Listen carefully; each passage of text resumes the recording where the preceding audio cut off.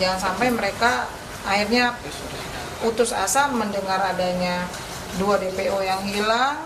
Nah ini yang juga akan kita kuatkan supaya nggak campur aduk lah gitu. Udah pelaku belum tertangkap, yang lain hilang lagi DPO, ini kan blunder akhirnya begitu. Terkait ucapan Bapak Presiden itu seperti apa sih Mbak? Iya, itu kan Pak Hotman ya. Jadi Pak Hotman meminta Bapak Presiden untuk turun. Maksudnya itu turun itu coba ikut turut mengecek itu apa yang terjadi sebenarnya begitu. Mbak Putri, terkait postingannya Bang Hotman yang tentang Linda itu gimana Mbak? Yang tadi. Iya, memang hari ini habis ini kami mau berangkat ke Cirebon untuk mendampingi Linda diperiksa oleh Polda Jabar, tapi karena kondisi Linda anaknya sedang sakit, jadi kami yang berangkat ke Cirebon untuk mendampingi Linda begitu. Bahkan kemarin sempat Peggy itu kan sempat ketika konferensi pers sempat menolak tuh, dia bilang dia tidak terlibat dalam hal ini dan bilang kalau polisi salah tangkap lagi. Ini mungkin ada kendala. Ya sebenarnya hak dia untuk berbicara, ya kan, haknya Peggy untuk berbicara apapun itu, karena dia juga merasa dia punya hak untuk menolak. Kalau kami ini kan kuasa hukum korban, tidak bisa berkomentar banyak karena kami tidak tahu tahapan penyelidikan, tahapan pemeriksaan kami tidak tahu. Hingga mengkerucut Peggy ditetapkan tersangka, berarti kan ada keyakinan dari kepolisian. Kalau kami ingin menyampaikan, kalau memang Peggy dan keluarga keberatan ditetapkan tersangka, tentu ada upaya hukum. Nah, Peggy dan kuasa hukumnya bisa melakukan upaya hukum tersebut. Intinya kami tidak mau juga ada pelaku yang bukan melakukan ditangkap. Kami juga tidak mau. Jadi ya sama-sama lah, kita sama-sama mencari kebenaran, sama-sama mencari keadilan.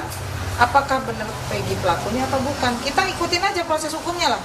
Kan nanti masih ada tahapan selanjutnya, masih ada tahapan kejaksaan, pemeriksaan berkas, kemudian nanti ada pembuktian di pengadilan. Jadi kita ikutin aja dulu. Jadi jangan kami nggak bisa komentar kalau Peggy benar atau tidak, kami nggak tahu gitu, karena kami kan korban.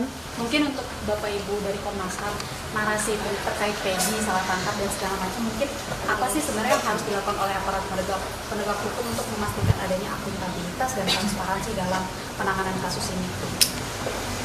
Ya, sebenarnya prinsip-prinsip dalam penegakan dalam proses hukum itu kan profesional ya, profesional, kemudian ada prinsip kehati-hatian, transparan dan akuntabel, dan bahwa sebenarnya kepolisian itu sudah memiliki peraturan polisi nomor 8 tahun 2009 terkait dengan hak asasi manusia yang penting sebagai satu prinsip diterapkan dalam penegakan hukum. Nah, ini juga menjadi salah satu atensi Komnas HAM.